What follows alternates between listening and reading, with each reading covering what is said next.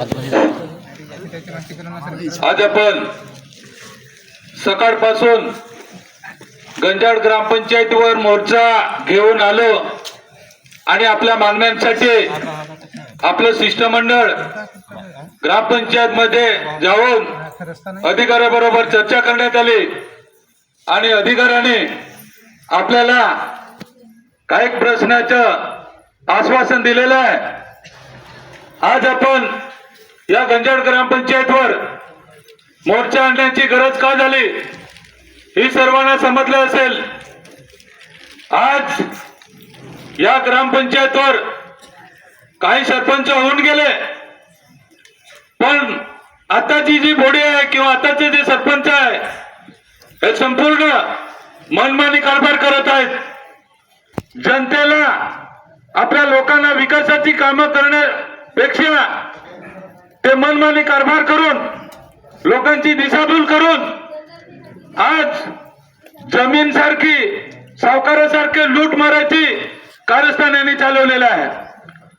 आज सर्वांना माहिती आहे, महत्वाचा मुद्दा आपण घेतला सर्व गावकऱ्यांनी की जी सरकारी जागा आहे ही जागा पूर्वीपासून मोकळी होती आणि त्याचा वापर आपण बाजारपेठेसाठी बाजारात येतो तेव्हा त्या झाडाखाली बसतो, सर्व लोकांना फायदा होत असतो किंवा त्या जागेची आपण ग्रामसभेमध्ये नेहमी मागणी करत असतो की आम्हाला तलाठी कार्यालय पाहिजे, पोलीस चौकी पाहिजे, वेगवेगळ्या शासकीय कामासाठी शाळेसाठी जागा पाहिजे। आज सरकारकडे पूर्वीपासून आपण मागणी करत असतो, परंतु या सरपंचाने अभिजित दशकने त्या जागेवर पूर्ण कब्जा करू पाहतोय की माझी जागा। आज सगळ्यांना माहिती आहे, आज माझी जागा सांगून चालत आहे का? आज लेखी त्याच्याकडे कोणत्या प्रकारचा सातबारा मिळत नाही। आज शिष्टमंडळ मध्ये काही नाही मिळत, त्याचं नाव सातबारा मिळत नाही। अधिकाऱ्याने आपल्याला सांगितलेलं आहे ही जागा सरकारी जागा आहे, ही कोणी खाजगी मालकाची मिळत नाही किंवा देशाची मिळत नाही, हे सिद्ध केलेलं आहे। याच्यासाठी आपण आमदाराच्या नेतृत्वाखाली परत आपण बैठक लावणार आहोत आणि ती मोजणी करून आपण ती सरकारी जागा सिद्ध करून आपण गावासाठी मोकळी करणार आहोत। त्याच्यानंतर आपले काही विकासाचे प्रश्न आहेत। आज बाजूलाच विकासाचे शहरात बाजूलाच तलाठी कार्यालय होत असताना आपल्या पूर्वीपासून दोन भाई मानला जातो, दादागिरी करतो, शशिकांत पांचाळ तिथे तलाठी कार्यालय बांधू देत नाही।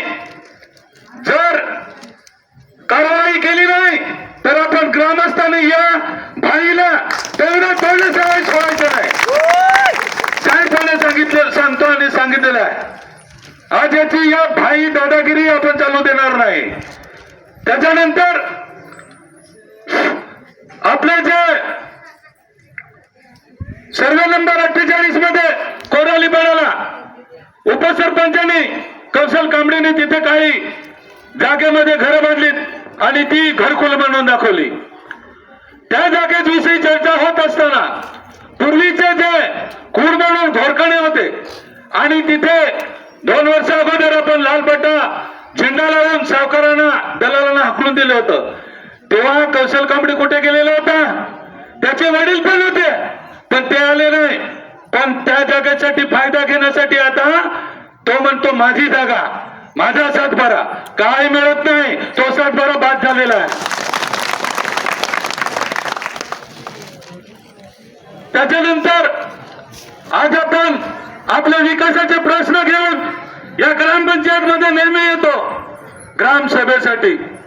बाबा रे मला बोलता येईल ग्रामसभेमध्ये, परंतु हे सरपंच उपसरपंच देशक आणि कांबळी साहेब आपल्या त्याच्याबरोबर ग्राम विकास अधिकारी बोलू देते का रे? नाही बोलू देत। हा खाली बस खाली बस, अरे तुम्ही खाली बस, बिचारे येतात बाया, त्यांचे काही प्रश्न पाहण्याचे असतील, त्यांचे काही इतर प्रश्न विजेचे प्रश्न असतील, रस्त्याचे प्रश्न असतील, आरोग्याचे प्रश्न असतील काय सांगावं नको? तुम्ही कशासाठी इथे नोकरी करायला येतात? आमचा पगार घेतात ना, सगळे आपण कर भरतो ना, त्याच्या पगारातून ऐश्वर्य जगतात आणि आपलं ऐकून घेत नाही. हे ग्रामविकास अधिकारी सुद्धा यांचीच ऐकतं. मग आपण कोणाकडे जायचं रे? म्हणून आपल्याला मोर्चा काढावा लागतो. पण त्यांना सांगितलंय, तहसील साहेबांनी सांगितलंय की याच्या पुढे असं झालं तर तुमच्यावर कारवाई होईल.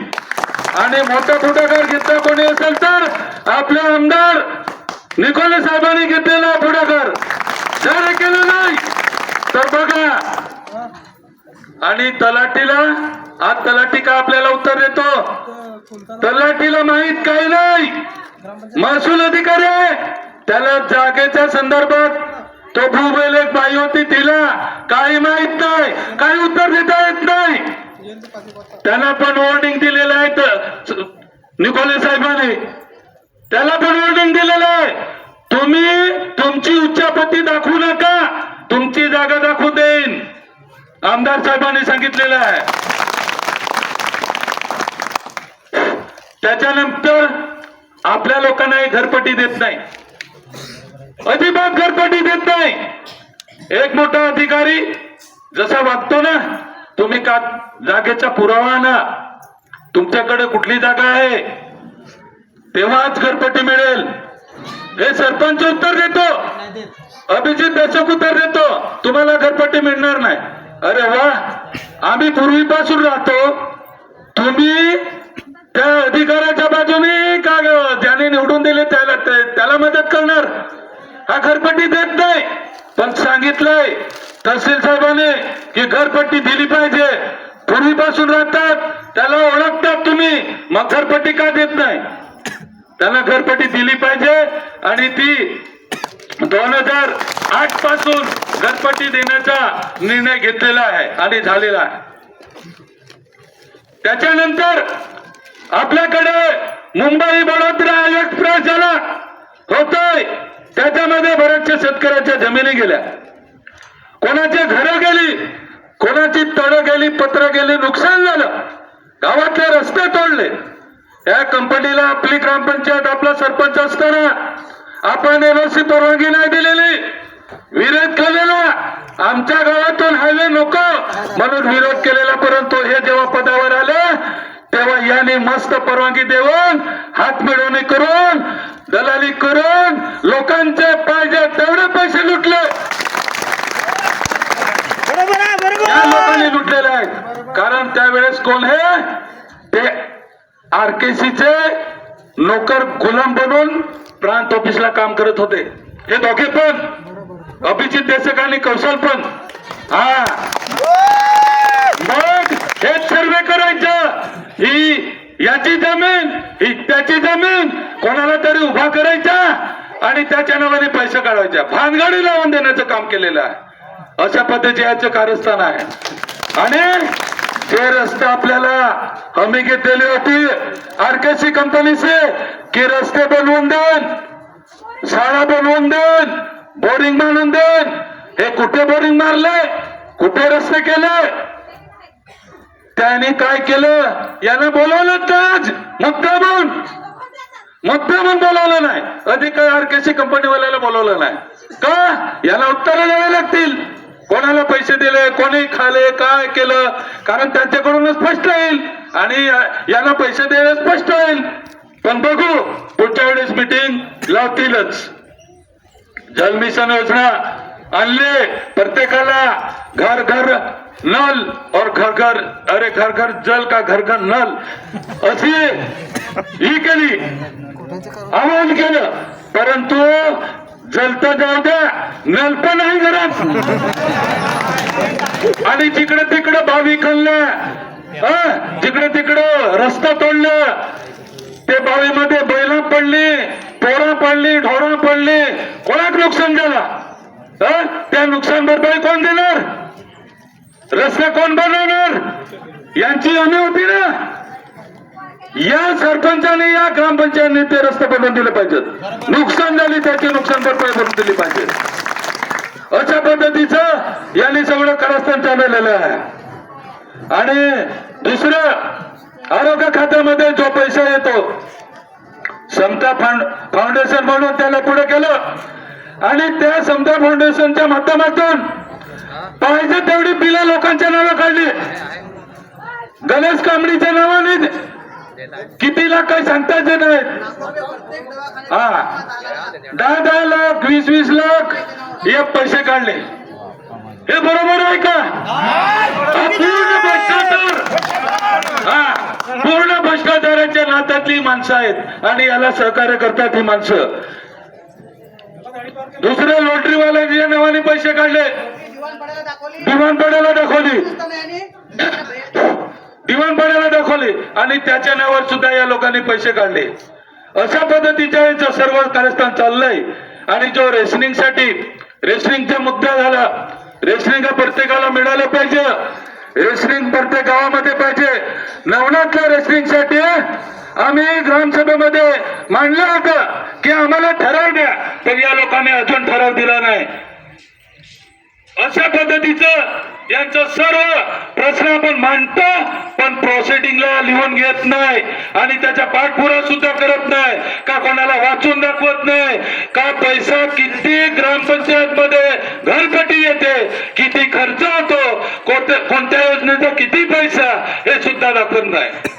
अशा पद्धतीचा भ्रष्टाचारीचा कारभार, मनमानी कारभार हा तोडून काढल्याशिवाय आपण राहायचं नाही.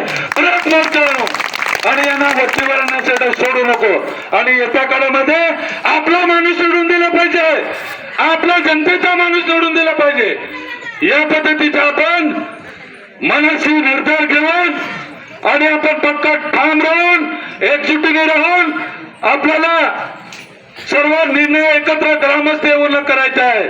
आणि या पद्धतीच्या आपल्या प्रश्नाचं साधारण मी थोडक्यात मांडण्याचा प्रयत्न केलेला आहे आणि हे प्रश्न आपण सोडवल्याशिवाय राहू नये एवढं बोलून मी माझे 2 शब्द संपवतो. इन्कलाब जिंदाबाद.